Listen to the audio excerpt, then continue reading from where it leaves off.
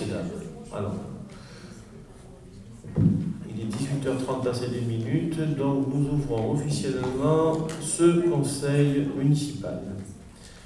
Donc, la séance est ouverte. Je vous informe que nous sommes filmés et que ça sera diffusé sur la chaîne YouTube dans son intégralité, comme c'est le cas depuis le début de cette mandature. Je vous propose donc Lucie comme secrétaire. S'il n'y a pas d'opposition, je te laisse faire l'appel, merci. Angèle Bobo, Karine Molitor, présente. Antoine Rousseau, présent. Mireille Schneider, présent.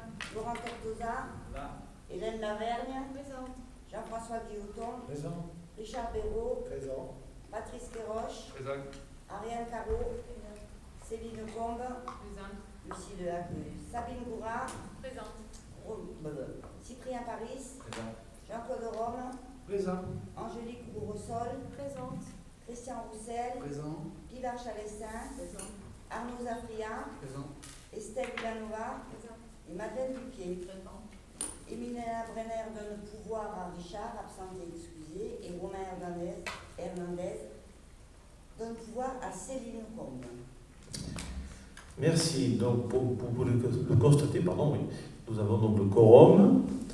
Nous allons passer à l'approbation du précédent PV. Donc, comme il y a dû avoir, comme le règlement intérieur le dit, que je le répète à chaque fois, mais vous avez la possibilité de faire des remontées si c'est nécessaire. Je crois qu'il n'y en a pas eu. Donc, qui est contre, qui s'abstient. Donc, le PV est approuvé à l'unanimité, merci.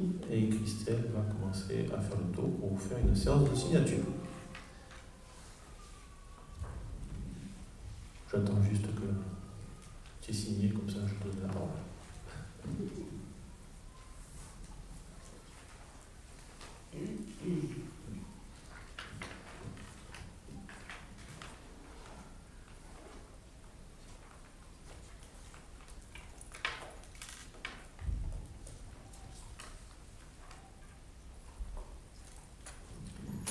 Très bien, merci. Donc du coup, délibération donc, numéro 45-2021, autorisation au maire de déposer une demande de subvention dans le cadre de la FIPD. Et c'est Christian qui va nous la lire. Merci. D'accord. Donc la FIPD, c'est le Fonds interministériel de la prévention de la délinquance. Donc pour l'implantation de 8 caméras dans le parc des Aubries et le parking de la cantine. Donc nous avons fait venir un référent sécurité de la gendarmerie pour optimiser les emplacements et faire un diagnostic vidéoprotection. Donc il a été donc prévu d'implanter 8 caméras.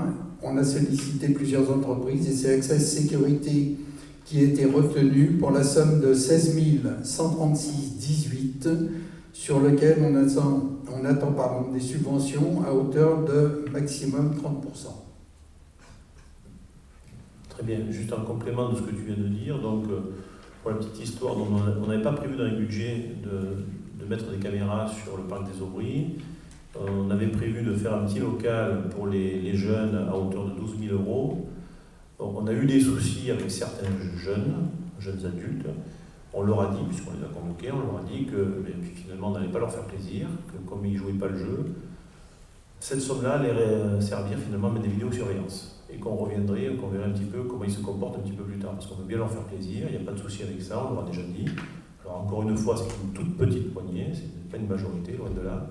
Mais on voulait marquer le coup en leur disant, nous, c'est un contrat moral que nous avons ensemble.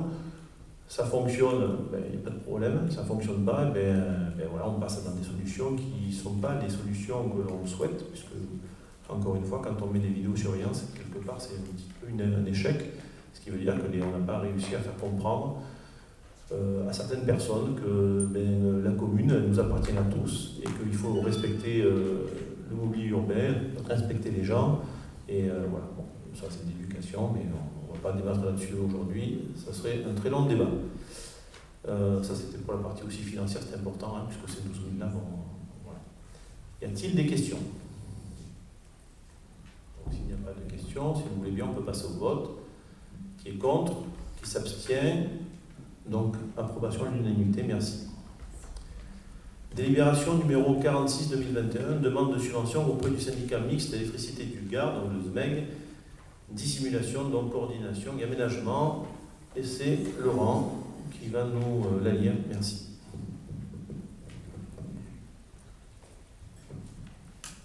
Alors, chaque année, le syndicat mixte d'électricité du Gard adresse aux communes une fiche d'appel à projet permettant aux communes adhérentes de prévoir des opérations de dissimulation des réseaux sur leur territoire et ainsi de programmer les travaux en année N+1. Alors, donc, ces travaux peuvent concerner des travaux électriques, d'éclairage public, de réseaux télécom. Donc, la commune a répondu favorablement à cet appel à projet et a donc indiqué au SMEG le souhait d'effectuer des travaux sur le passage des écoles. Ces derniers seront réalisés sous la maîtrise d'ouvrage du SMEG, pour lequel il est nécessaire de lancer différentes études. Afin de permettre au SMEG le lancement de ces différentes études correspondantes, il convient de prendre acte du projet présenté et de rembourser le SMEG du montant des études d'avant-projet, de montant estimé à 480 € en cas de renoncement du fait de la commune. Dans le cadre où le projet se réalise, ces frais seront intégrés au montant de l'opération sur lequel est calculé la part communale. Donc, l'estimation approximative des dépenses. Donc, on a des dépenses approximatives à hauteur de 30 000 € hors taxes et 36 000 € TTC, soumis à TVA à 20%, et un coût prévisionnel des études de 480 € hors taxes. L'état des aides potentiellement mobilisables à ce jour sous réserve de décision. Donc, en travaux hors taxes aidés 30 000 €, participation éventuelle du SMEG 12 000 € et 9 000 €, ce qui nous fait 21 000 €. Et la participation de la collectivité, 9 000 €. État estimatif de la participation de la collectivité. Donc, la participation de la collectivité aux travaux, 9 000 €. Participation aux frais d'investissement, 1 500 €. Et participation estimative totale de la collectivité à verser au syndicat, 10 500 €. Je redonne la parole à Monsieur le maire. Si, donc y a-t-il des questions? Voilà, Madeleine. Quand on parle de la collectivité, il s'agit de la municipalité? Oui. C'est mieux quand on dit que... Après, s'il y a une autre collectivité qui veut payer à notre place, on a des problèmes. Y a-t-il d'autres questions? Donc là, il s'agit de voter, si vous en êtes d'accord, le lancement d'études nécessaires donc, à la définition de ce projet pour un montant d'études estimatif à 480 € en cas de renoncement au projet fait, du fait de la commune. Alors, qui est contre? Qui s'abstient? Adopté à l'unanimité. Merci. Nous passons à la délibération suivante. Délibération numéro 47-2021, demande de subvention auprès du syndicat mixte d'électricité du Gard SMEG, éclairage public, et c'est Antoine qui va nous la lire. Merci. Bonsoir. Bon, je ne vais pas vous refaire l'introduction sur ce qu'est le SMEG, puisque Laurent vient de l'expliquer. Et en plus, c'est un sujet qu'on a déjà abordé lors des conseils précédents pour l'avenant. Donc il s'agit simplement d'autoriser Monsieur le maire à demander une subvention au SMEG pour les travaux relatifs au changement des ampoules pour l'éclairage public. Donc en fait, vous savez qu'on avait un contrat de performance énergétique qui était réparti sur 5 ans et qu'on a décidé de réaliser plus rapidement pour minimiser les consommations d'énergie. En revanche, la facturation est ventilée sur les 5 ans comme c'était prévu au départ, ce qui va nous permettre de demander des subventions au SMEG régulièrement. Et donc là, il s'agit, comme pour le reste, au SMEG de demander pour l'année N+1 une subvention sur la base de 30 000 €, comme c'est écrit dans la délibération. Et je rappelle que l'intégralité des travaux sur les 5 ans dépasse les 100 000 €. C'était l'objet, encore une fois, de l'avenant que nous avons signé au conseil municipal du printemps. Voilà, donc je redonne la parole à Monsieur le maire et je vous demande si c'est possible d'autoriser Monsieur le maire à signer cette demande de subvention auprès du SMEG. J'en profite rapidement pour vous dire que ce matin, j'ai assisté à une réunion du SMEG et que les tarifs d'électricité dans les années qui viennent vont fortement augmenter, ce n'est pas une surprise pour vous. Et donc le fait qu'on fasse ces travaux qui vont permettre de consommer moins sur notre éclairage public, c'est plutôt une bonne chose. Très bien, merci Antoine. Y a-t-il des questions? Pas de questions, donc du coup, comme le dit Antoine, il s'agit de signer d'approuver le lancement de cette étude.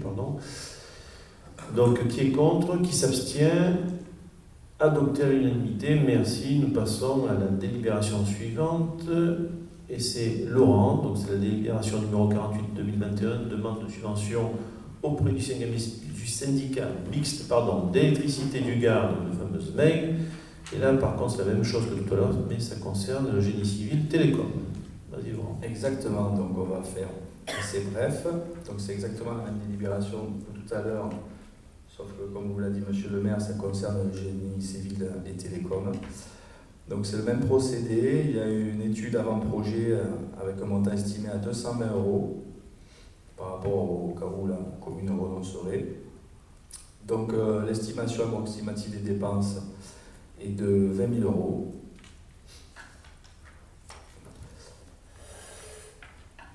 Et en tout, la participation estimative totale de la collectivité à verser au syndicat est de 25 000 €. Donc je redonne la parole à Monsieur le maire pour que vous décidiez si vous acceptez qu'on s'engage sur la somme de 220 €. Très bien, merci. Donc, y a-t-il des questions? Pas de questions. Donc, qui est contre? Qui s'abstient? Adopté à l'unanimité. Merci. Délibération suivante. On va faire le ping-pong. C'est Antoine, vous allez vous mettre à côté. Vous ne le lancez pas, le micro.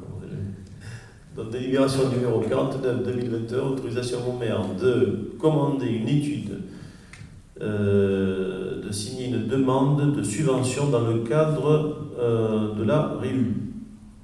Je dis bien, c'est ça? Oui, on dit REU en français, on dit reuse en anglais, donc là c'est bien REU, REUT, donc ça veut dire réutilisation des eaux usées traitées. Donc simplement, c'est une étude d'opportunité. Donc là, il s'agit de commencer une réflexion. C'est pas du tout abouti de notre côté, mais en tout cas, on voudrait commencer à réfléchir à cette question. Il s'agit en fait de voir comment on peut récupérer les eaux qui sortent de la station d'épuration. Cette eau n'est pas potable, mais elle est quand même utilisable pour, par exemple, de l'arrosage, par exemple, de la défense incendie, par exemple... pourquoi pas le curetage des réseaux d'assainissement, etc. À chaque fois, quand on fait des opérations comme celle-ci dans le village, on utilise de l'eau potable, donc on peut se dire que c'est un peu dommage et que ce serait bien d'utiliser l'eau autrement. Et donc, dans cet objectif, en fait, on a demandé à des bureaux d'études de nous faire des devis pour commencer à réfléchir à ce qu'on pourrait faire en étudiant les débits à la sortie de la station, la qualité de l'eau, les contraintes de la DDTM, parce qu'il ne faut pas non plus qu'on assèche le lissac qui ensuite alimente le vidourle, etc. Donc il y a beaucoup de contraintes, et évidemment ce n'est pas notre métier. Donc on se fait accompagner par l'entreprise CEREC, qui est mentionnée dans la délibération, qui nous a fait un devis d'un peu moins de 12 000 € hors taxe, 11 874 € hors taxe. Et donc CEREC travaillera avec le groupe projet qui a été créé pour travailler sur l'eau. Et donc l'objet de la délibération de ce soir, c'est simplement de demander l'autorisation au conseil municipal pour que monsieur le maire signe des demandes de subvention auprès de la région, de l'agence de l'eau et du département, sachant que la région subventionne à 50% et que l'agence de l'eau et le département vont certainement subventionner, mais ils ne savent pas exactement dans quel pourcentage, parce qu'en fait on est la première ou deuxième commune du Gard à faire une demande de ce type. Donc certainement qu'on sera soutenu, on sera aussi observé parce que du coup c'est quelque chose d'un petit peu nouveau et d'un petit peu innovant, on va dire. Donc il est vraisemblable qu'on pourra monter jusqu'à quasiment 80% de subvention, ce qui est de toute façon le maximum, mais on aura au moins les 50% de la région. Voilà, monsieur le maire, c'est à vous. Merci. Donc là, il s'agit de voter les dépenses de l'étude de 11 874 €. Y a-t-il des questions? Donc, qui est contre? Qui s'abstient? Unanimité, merci. Nous passons à la délibération suivante. Donc là, c'est moi qui vais vous la lire. Donc c'est la délibération numéro 50-2021 qui change d'engin roulant entre la commune et une entreprise de Daniel Dépannage. Donc là, il s'agit en fait du tractopelle, pour ceux qui l'ont connu, qui est très, très vétuste, très abîmé. On a regardé s'il y avait des possibilités de tomber en panne de pouvoir le réparer. Les montants de réparation étaient très élevés. Et on a aussi mesuré l'utilisation qu'on en faisait. On s'est aperçu que finalement, 50-60 heures par an, à peu près, c'est ce qu'on a besoin de tractopelle. C'était pas nécessaire de le réparer, puisque c'était au-delà de 25 000 € la réparation. Il y a un tractopelle, même d'occasion, c'est aux alentours de 80 000 €. Donc les dépenses étaient, à notre sens, très excessives pour finalement l'utiliser très peu. Donc du coup, on l'a fait valoriser pour pièce, donc il a été valorisé pour un montant de 4 000 €. Et l'entreprise, donc URL, pardon, Daniel Dépannage, s'est proposé de nous le reprendre. Et nous, comme nous avions un besoin aussi de remorques pour pouvoir transporter les Beauquairoises, donc c'est bien ça, hein, Jean-Claude, hein, c'était pour les Beauquairoises. Donc du coup, on a demandé à cette entreprise de nous faire une proposition à l'identique, puisque bon, vous voyez, inutile qu'ils nous payent 4 000 € et qu'on leur repaye 4 000 €. On s'est dit, si vous êtes en mesure de nous proposer du matériel, puisqu'on avait besoin de cette remorque pour pouvoir soulager les agents, parce que comme vous le savez, les Beauquairoises font une petite centaine de kilos, donc c'est quand même assez pénible à manipuler. Et donc on a trouvé un compromis, et là il s'agit aujourd'hui de nous autoriser à faire cet échange. Y a-t-il des questions? Pas de questions, donc qui est contre, qui s'abstient? Unanimité, merci. Nous passons à la délibération suivante, qui sera donc lue par Karine. C'est la délibération numéro 51-2021, versement d'une gratification aux stagiaires de l'enseignement. Oui, merci. Donc effectivement, des étudiants de l'enseignement secondaire peuvent être accueillis par la commune pour effectuer un stage dans le cadre de leur formation. Nous sommes obligés de délibérer effectivement pour acter le versement d'une gratification, sachant que la gratification minimale est obligatoire lorsque la durée du stage est supérieure à 2 mois, consécutifs ou non consécutifs au cours d'une même année scolaire. La durée du stage étant calculée en fonction du temps de présent effectif du stagiaire dans la commune. La gratification est une somme dont le montant horaire n'excède pas un montant fixé par le Code de la Sécurité sociale et qui est égal à 15% du plafond horaire de la Sécurité sociale, ce qui représente 3,90 € net en 2021. Elle est alors versée mensuellement et n'a pas le caractère de salaire, c'est bien une gratification. Merci. Donc, y a-t-il des questions? Pas de questions. Donc, qui est contre? Qui s'abstient? Unanimité. Merci. Nous passons à la délibération suivante, qui est toujours entre les mains de Karine. Ce sera dans la délibération numéro 52-2021, attribution d'un chèque ou carte cadeau aux enfants du personnel communal. Oui, tout à fait. Donc, en fait, le personnel communal a aujourd'hui accès au CNAS, le Comité national d'action sociale, mais il est souhaité d'attribuer une aide supplémentaire pour Noël aux agents de la commune qui ont des enfants âgés de moins de 15 ans. Donc la proposition est d'octroyer donc des chèques ou cartes cadeaux d'une valeur de 50 € destinés donc uniquement aux enfants du personnel communal jusqu'à 15 ans. Pour votre information, à ce jour, ça concernerait 13 enfants et donc ça représenterait 650 €. Voilà. Y a-t-il des questions? Qui est contre? Qui s'abstient? Unanimité, merci. Nous passons à la délibération suivante dans la numéro 53-2021, délibération, donc délégation du conseil municipal au maire. Et ça, c'est Karine qui nous le fait. Oui. Comme nous le permet le Code général des collectivités territoriales, le conseil municipal a la possibilité de donner une délégation au maire pour la durée de son mandat de certaines de ses attributions pour évidemment accélérer la prise de décision et simplifier la gestion des affaires courantes de la commune.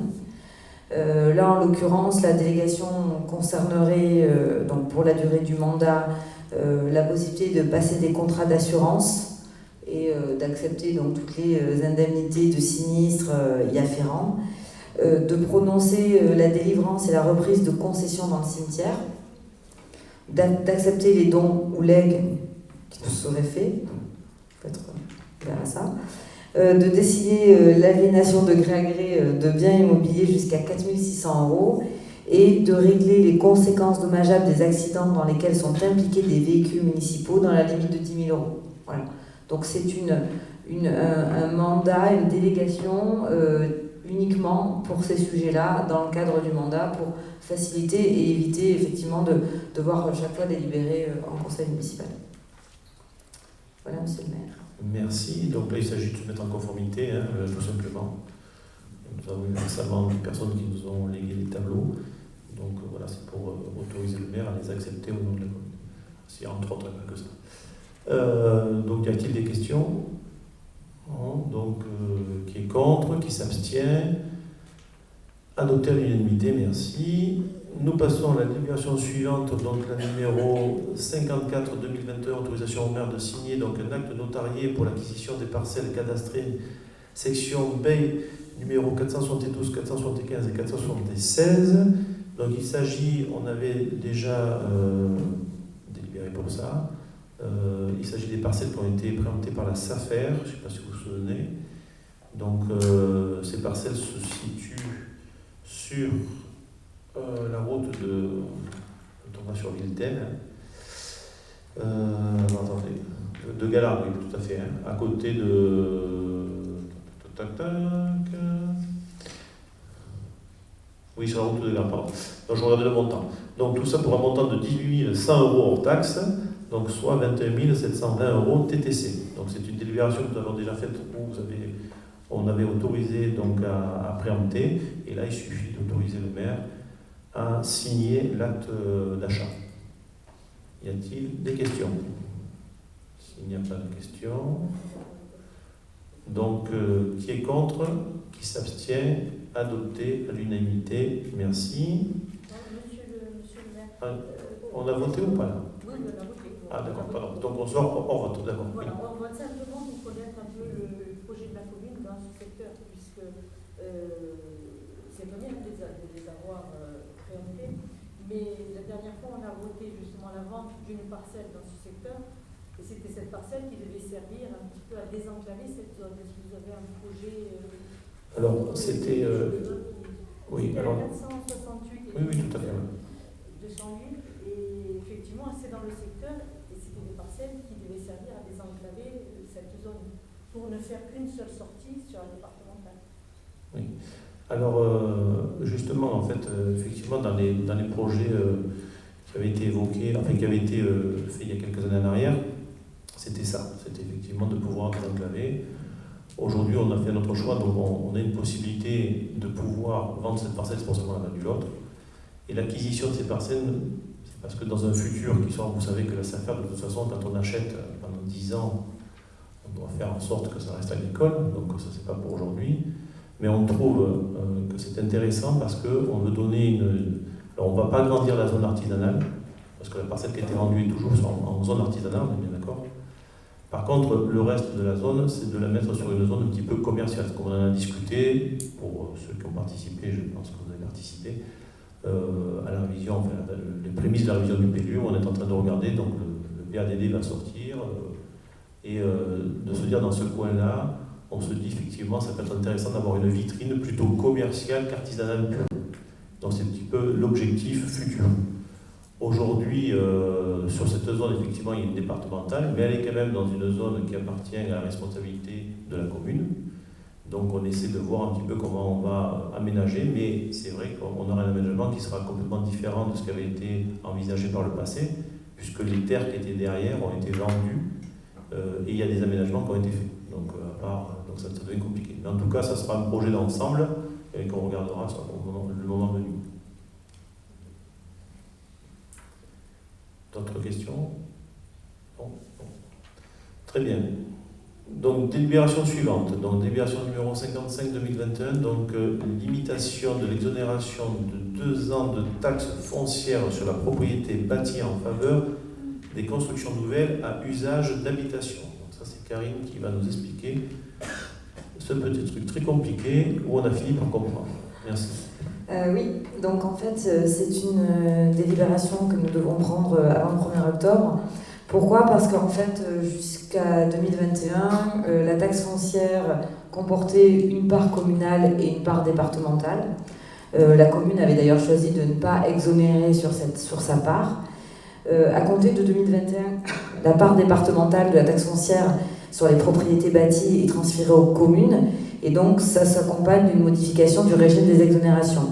Donc pour tous les nouveaux logements, pas les logements déjà bâtis, pour tous les nouveaux logements qui viennent d'être construits, il n'est plus possible de supprimer l'exonération de 2 ans, mais seulement de la moduler. Donc chaque commune peut limiter l'exonération entre 40 et 90% de la base imposable. Donc du coup, pour une commune comme la nôtre, qui avait déjà supprimé l'exonération sur la part communale, et donc il n'y avait que l'exonération sur la part départementale, la situation la plus proche revient donc à limiter à 40% l'exonération de la base imposable. Voilà. Donc ce régime, vous savez que c'est une exonération pendant 2 ans, qui s'applique uniquement au nouveau logement, et puis après, 2 ans après la construction, les propriétaires payent la taxe foncière de manière totalement normale, comme tout un chacun. Peut-être un complément, pour comprendre, parce que moi j'ai eu du mal aussi, hein, c'est pas évident. C'est que la part en fait départementale, c'est ça, dans la part des points, la part départementale en fait va nous être attribuée. Mais comme la part départementale, il y avait une exonération de 2 ans, donc en gros ils ne veulent pas que le futur administré qui a construit sa maison perde ça. Donc il nous propose de faire quand même une espèce d'équilibre. Et donc les 40% semblent judicieux pour pouvoir finalement à ce que l'administré ait un semblant de réduction, on va dire, pendant 2 ans, puisqu'après ça va se rééquilibrer, tout en n'étant pas pénalisé, et nous non plus. Puisque si on fait l'exonération sur la totalité, ça fait quand même beaucoup. Et donc on s'est aussi référé aux autres communes, on a regardé aussi les copains ce qu'ils faisaient à côté, et puis on s'est aperçu que tout le monde faisait la même chose. Donc voilà, donc on n'a rien inventé, on a essayé de regarder un petit peu ce qui se faisait pour être à peu près correct. Donc l'administré va payer 40% de la totalité. Il est exonéré à 40% de la totalité, exactement. Pendant 2 ans. Alors qu'avant, il payait en totalité la part communale et est exonéré de la part départementale. Donc là, comme c'est fusionné, il y a une exonération sur la globalité, mais à hauteur de 40%. Grosso modo, ça fait la même chose, mais avec un calcul un peu différent, puisqu'avant, il ne payait pas la part départementale pendant 2 ans. Il ne payait que la part communale. Oui, Madame. Oui, mais enfin, quand on construit, on paye aussi au départ la taxe initiale, qui est une taxe supplémentaire. C'est la taxe d'aménagement qu'on paye. Oui, c'est la taxe d'aménagement, ça. Oui. Ça n'a c'est rien à voir. oui, C'est 2 choses différentes. Ça fait beaucoup à la fin. Ah oui, mais on ne va pas revoir la structuration de tous les taxes et impôts nationaux, mais donc on essaye de s'adapter. L'exonération, elle compensait un peu ce côté-là. Voilà. Vous aviez une exonération. Ça sera toujours le cas. Madame Buquet, vous aviez une exonération sur la part départementale, mais la commune n'exonérait pas du tout. On payait 100% de la part communale. Donc là, en fait, il y aura une exonération à 40%, mais sur la totalité, ce qui revient à grosso modo, à ce qui se faisait auparavant. Voilà. Et du coup, on récupère la taxe de la partie départementale, ce qui n'est pas négligeable pour la commune. Comme vous savez, la taxe d'habitation disparaît. Voilà. D'autres questions? Non.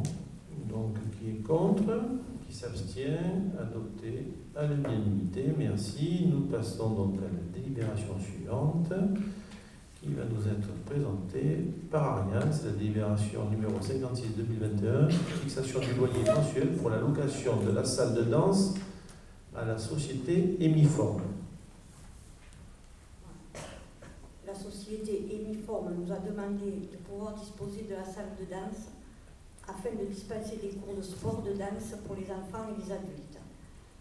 Nous avons accepté de lui louer cette salle. Nous vous proposons au Conseil de fixer un tarif de location de 500 € par mois, toutes charges comprises. De fixer le total de la caution à 400 € et d'approuver les termes de la convention de la présente délibération en autorisant au maire de la signer. Donc voilà, donc en gros, la société Uniforme nous a fait une demande pour pouvoir faire des cours de danse. Ce n'est pas une association, je dirais, classique, hein, puisque d'ailleurs, ce n'est pas une association, c'est une société déjà. Donc du coup, cet espace-là, on a regardé s'il y avait d'autres personnes qui l'utilisaient, donc ça n'a pas été le cas. Et donc, on a répondu, enfin, si vous êtes d'accord, on répond favorablement, bien entendu, à ce qu'elle l'utilise, mais par contre qu'elle le loue. Et derrière, on fera avec elle une convention, une charte avec une durée, des engagements, etc. Y a-t-il des questions? Oui, madame. Le contrat, il débute quand? Pardon? Le contrat, il commence quand? Parce que c'était pas très clair dans le... Oui, le contrat, en fait, au 1er octobre, il commence. 1er octobre. Voilà. Et alors, pourquoi il y a une date au mois de juin qui est indiquée dans le contrat? Au mois de juin. Une date au 30 juin. C'est parce que Ah oui, pardon, oui, parce qu'elle n'utilise pas juillet août. voilà, nous avons l'utilisation que Jusqu'au mois de juin, voilà. En fait, on s'est adapté à sa période, voilà. Donc après, elle n'utilise pas le titre de la salle, puis voilà. En juillet août, elle n'utilise pas, donc on ne lui fait pas payer le loyer. Oui, mais elle libère la salle aussi. Voilà. Et après, de toute façon, on va faire une charte ou un contrat avec elle qui sera de saisonnalité, quoi. Donc en fait, avec un renouvellement de manière tacite. Là, aujourd'hui, la délibération, c'est qu'on soit d'accord, qu'on lui fait bien payer 500 € de location. Toute charge comprise, tout à fait. Oui, parce que c'est compliqué, en fait, on a regardé, on ne pouvait pas mettre un compteur, etc., puisqu'en fait, on a un compteur électrique qui fournit tout le bâtiment et tout ça. Y a-t-il d'autres questions? Oui. Je pense qu'elle est un peu en difficulté financière. Donc, oui, comme beaucoup d'entreprises. Je ne sais pas si elle pourra payer. C'est un engagement, donc je pense qu'elle va pouvoir payer. On peut préciser tout de même qu'elle a déjà commencé ses cours et qu'on peut préciser tout de même, Madame Buquet, qu'elle a déjà commencé ses cours, que le mois de septembre va donc lui être gracieusement offert, que durant les mois de juillet et août, elle ne va pas déménager son matériel, elle va le laisser dans la salle. Donc on est, je pense, très arrangeant avec cette société. Voilà. Une association. C'est une suggestion. Par contre, oui. et Ariane le sait bien puisqu'elle s'est battue avec ça, c'est vrai que l'uniforme nous avait donné des soucis pour l'entretien de la salle et tout, donc à sa charge. Vigilant sur quand elle va rendre la salle et surveiller peut-être au cours de l'année si l'entretien est fait correctement. De toute façon, nous allons faire un état des lieux que nous ferons à l'entrée, à la sortie, le 30 juin aussi. Le contrat qu'on va signer après avec elle, la convention qu'on va signer, bien entendu, c'est comment ça s'est passé la dernière fois. Oui, bien sûr, mais l'entretien sera à sa charge. Et nous, de toute manière, nous, on se réserve le droit de contrôler aussi, puisque nous avons accès, nous avons les clés, voilà. Et s'il y a quelque chose qui ne va pas, bon, après, elle est sur une activité de saison, et puis si ça ne va pas, eh ben, on ne renouvellera pas, hein, c'est tout. Hein.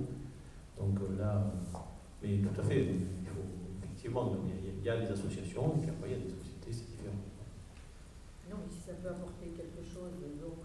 Et ça apporte pour la commune parce qu'il y a des gens qui sont adhérents à son association et ça se passe très bien. Et puis derrière, eh bien, elle participe en louant à apporter un véhicule d'argent pour la commune. Voilà. Et encore une fois, la location, elle est surtout parce que ce n'est pas une association qui est non lucrative comme la plupart des associations que nous avons dans le village. Voilà, parce que vous savez aussi qu'il y a des sociétés qui se mettent en fait, c'est pas... Les gens se mettent en association parce que ça les arrange, mais qui gagnent leur vie derrière. Donc c'est là où il faut qu'on soit un peu vigilant, qu'on ne se trompe pas, parce qu'on pourrait très bien avoir un plombier demain qui vient nous voir et nous dire mais moi aussi je voudrais avoir une salle gratuite pour mon matos. Donc, voilà. Il y a d'autres questions? Alors nous allons passer au vote. Qui est contre? Qui s'abstient? Adopté à l'unanimité. Merci. Donc, délibération numéro 57-2021, autorisation au maire de signer l'avenant au contrat de la concession des services d'assainissement collectif. Donc ça, c'est Laurent qui va nous la lire. Merci. Alors, en date du 7 décembre 2016, des délégataire avait été choisi, la société Aqualter, dans le cadre de la délégation de service public de l'assainissement collectif, pour une durée de 10 ans à compter du 1er janvier 2017.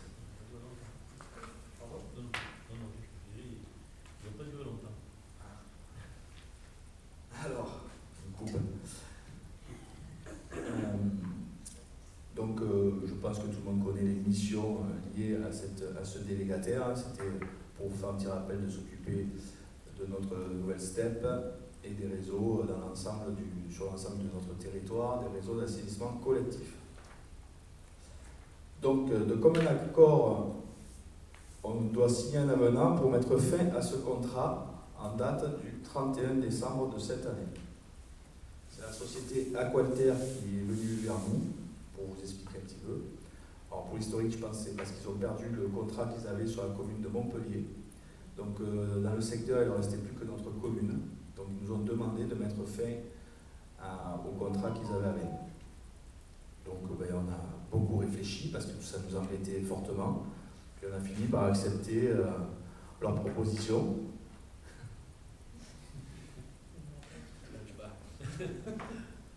Non, là où tu es moqueur, c'est que ça nous a arrangé. Très sincèrement, on n'avait pas de bon rapport avec cette société, si je peux me permettre. Voilà, on n'avait pas le rendu qui était, en tout cas, on n'avait pas le rendu auquel ils s'étaient engagés dans leur contrat. Donc, voilà, donc on les a rencontrés plusieurs fois, ça n'est pas du tout. Et puis on s'est aperçu que finalement, quand ils ont perdu Montpellier, ils perdent de moyens. Et ils n'ont pas voulu nous dire de suite, en gros, on n'a personne, mais on ne vous le dit pas, mais parce qu'on met moins d'argent, parce que bon, c'est sûr, c'est pas le contrat d'OB qui allait leur payer toute leur structure.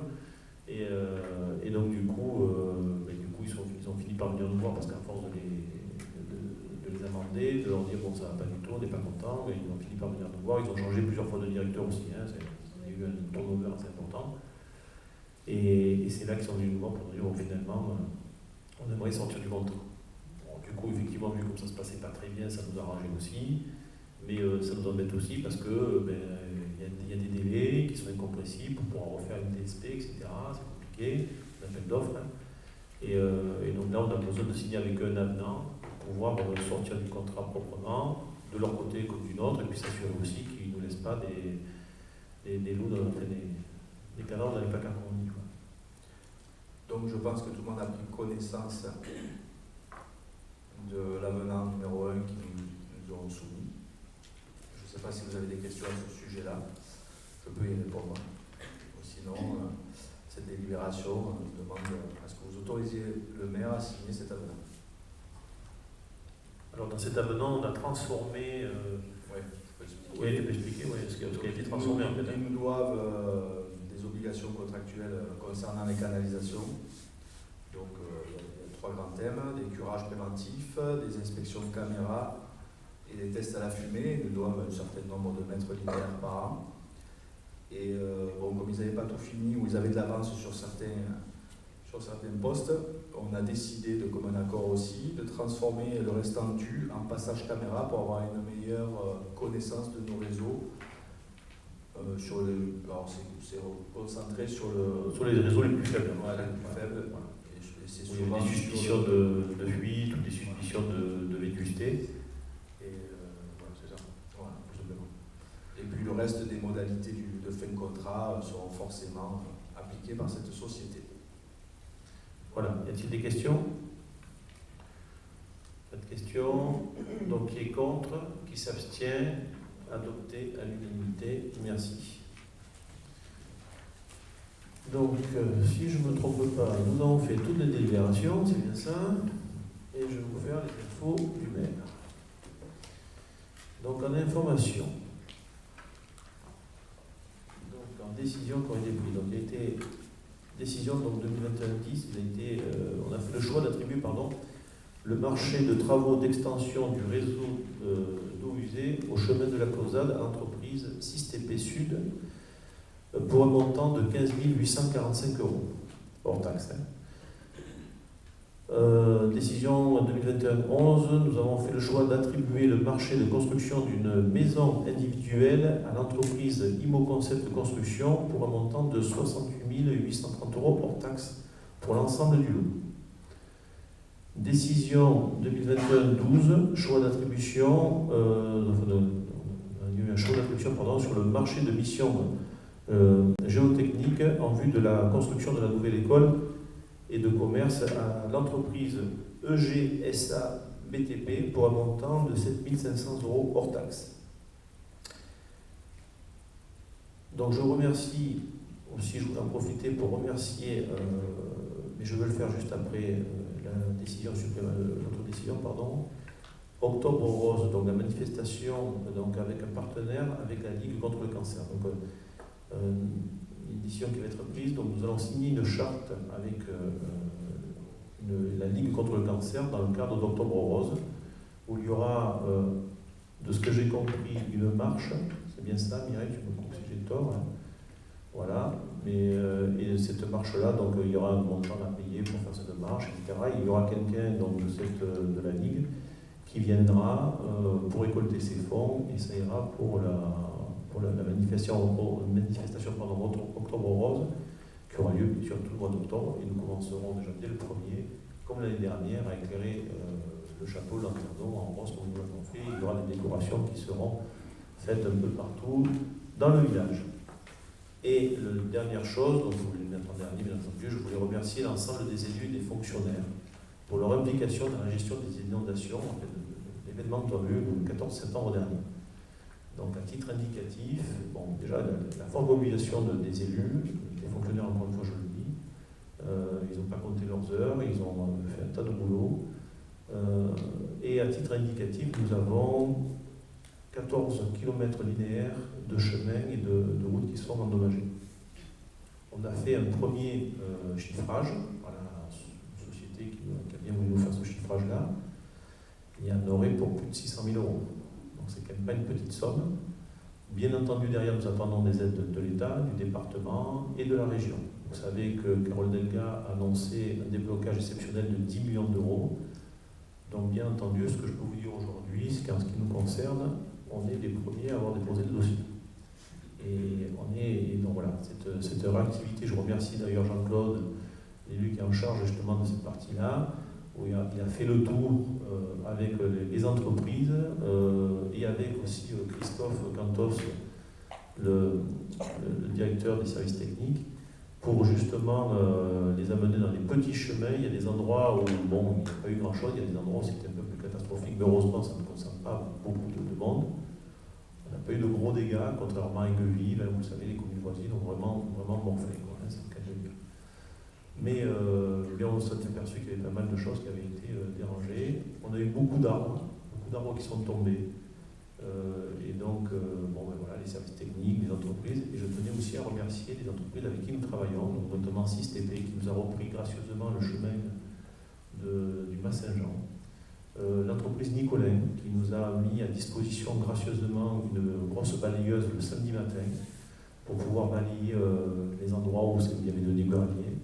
Et d'autres entreprises qui se sont, je ne ferai pour ne pas le citer, qui s'est proposé, et d'autres, pour nous donner leur aide, l'entreprise Levant aussi, pour nous prêter leurs camions et leur pelle mécanique s'il y avait besoin. Donc vraiment, il y a une forte mobilisation, une forte solidarité, je vais dire.